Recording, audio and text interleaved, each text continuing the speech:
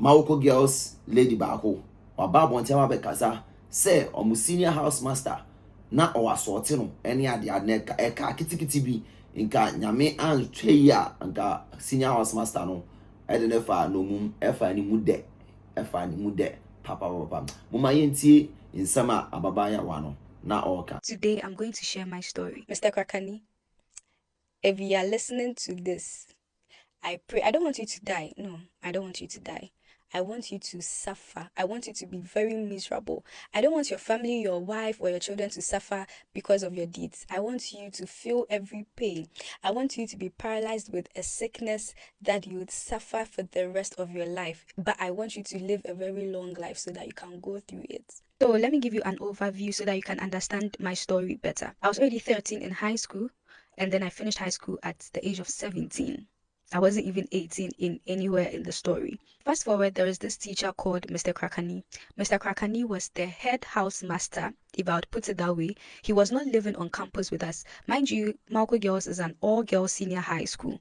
And all the teachers on campus with the ladies or with the girls were female teachers. I could mention a few. There was Madam Lillian, I don't know the others, Madam Delight, Lady Gaga, and yes, that's all I can remember. So those were the teachers on campus with us. And then Mr. Krakani was the head teacher because he had access to, I think, the plants or something. So if there was power outage, he comes to make sure the generator is turned on. If there is water issues, he comes to make sure it's fixed. He made sure the school was kept clean and all of that. So because of that gesture or because of his responsibilities, he was deemed as one of the respected and honorable men on campus. That's why I believe he was given the head teacher title. Because Mr. Krakani was always up and about and very active and all of that and was seen as a good person, a lot of parents had entrusted their wards in his care. And my dad and my mom and my aunties are prime examples. So I would always go to Mr. Krakani if I needed to speak with my dad, or I needed to speak with my aunt, or I needed to speak with any relative of mine. Mind you, anytime we go on vacation or we go on holidays, I meet some of my male friends that would ask me, oh, do you know any teacher called Mr. Krakani? And I'll be like, yeah, I know him, he's a very good man. And then they'll be like, no, Mr. Krakani is trying to take their girlfriends and all of that. And I'm like, Mr. Krakani? Nah, he wouldn't do that. No, he's not that kind of person. Maybe it's just rumor, whatever, until it happened to me. So fast forward up to WASI time. If you don't know WASI is like a general examination you write, and then when you pass the exam, you can go to the university to have your degree, your first degree or your HND.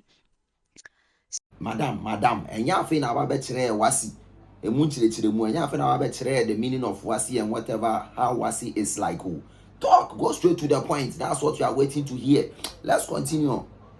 So as it was time for WASI and we were preparing, and I had just one last paper to write, which was economics. Mind you, in economics, in my whole school, I was considered one of the best economics students. In my class, I think the best economics students were from my class, general arts class. That was Alice and I. And funny enough, Alice was my assistant class rep, and I was the class rep. So we were the best economic students overall in the school. So let's put that fact aside.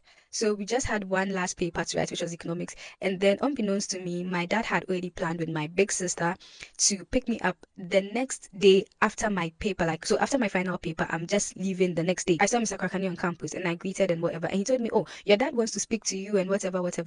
I had no idea that my dad had made these plans. Mind you, we had spoken about it, but we had not really finalized. So I didn't really know the plans of my dad. So I said, okay, and I followed Mr. Krakani to his office to speak to my dad because that is the usual. We go to his office, he calls our parents, and then we speak to our parents. So after speaking with my dad, he gave me the rundown that my sister and her husband would be picking me up from school, and then they'll be taking me home right after my economics paper. So that means that I have to clear myself from school the very day I finish my economics so that the next morning I'll be out of school. So I finished the call with my dad, and then Mr. Krakani started engaging me in a conversation. He was like, oh, why don't you stay longer in Ho? You know, you have an auntie here. And I was, at first, it didn't even dawn on me. Yes, I do have so I did have an auntie in Ho, I'm speaking in the past because she's late, and rest in peace to her. But at that time, it had not even crossed my mind, and I was wondering how he even knew that. But I just assumed that my dad probably mentioned it to him, so that's why he knows my auntie is in Ho. And he was like, "Why don't I stay with my auntie in Ho so he can show me around? Like, it's not good that I've come to the city, I don't know anywhere and whatever." And mind you, I didn't grow up in Ho, so the only route I know in Ho is the route from my auntie's house to my school. Sorry for the interruption. This is really frustrating because I've recorded this video multiple times. I started recording this video at 4 p.m. Look at the time. I don't know if you can see. I don't know if you can see, but it's currently 8:48, almost 9 p.m. Lady, the time is not important to us. The time you recorded the video is not important to us. What we need is the information.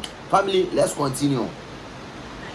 I've shot this video over and over and over again, and it's only after I'm done saying everything that I have to say, and I go and check, and it's either my phone went, it's either my phone goes off, or my storage is full, or something just happens, and then the phone stops recording. Anyway, back to the topic of me sharing my story. I sincerely hope that as I'm sharing my story, it also motivates other young girls to speak out and expose all these perpetrators out there. Okay, so I looked back at the video and I realized I got to the point where I said the whole idea was to just finish my paper and then be out of school. So I spoke with my dad, we agreed on that, and then from nowhere, Mr. Krakani started walking towards me. I was seated on one of the tables, in this teachers' offices, in the tables, they have like books of students and all of that there. And Yes, family.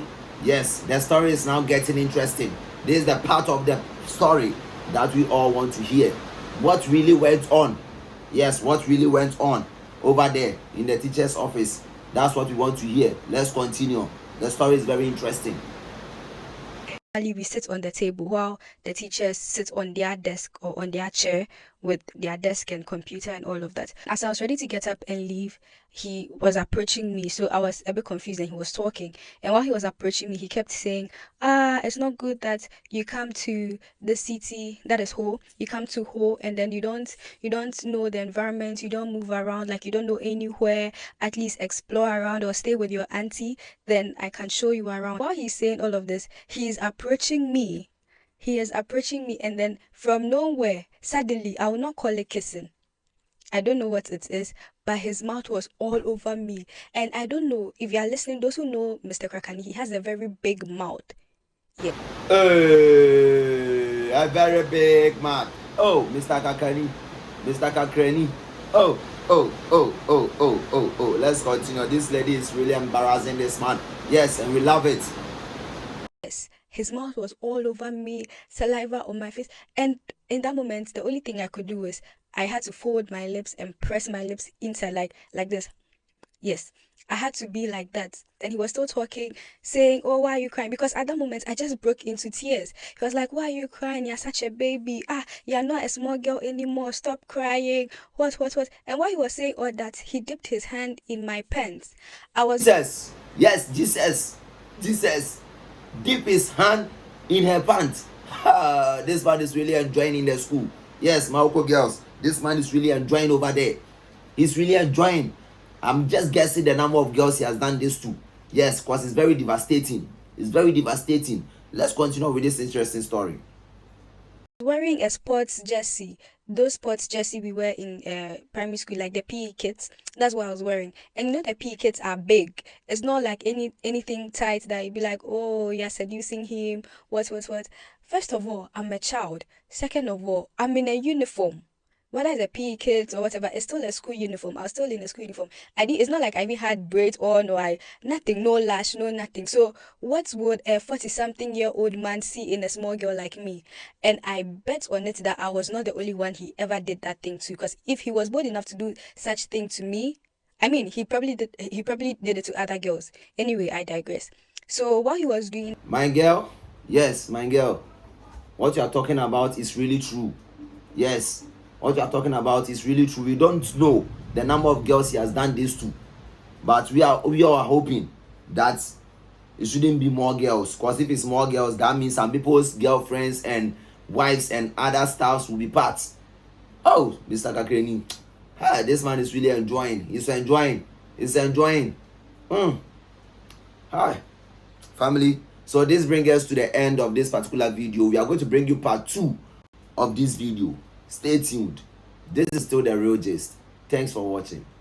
That he left me to go and close the window. So the door is on my right and then the window is on my left. So normally we the students use the window as an indicator that he is in the office or not. So if the window is open, we know that he is there and we can come there. But if it's closed, we know he's not around. So I'm probably positive that he went to close the window so that he could have some privacy.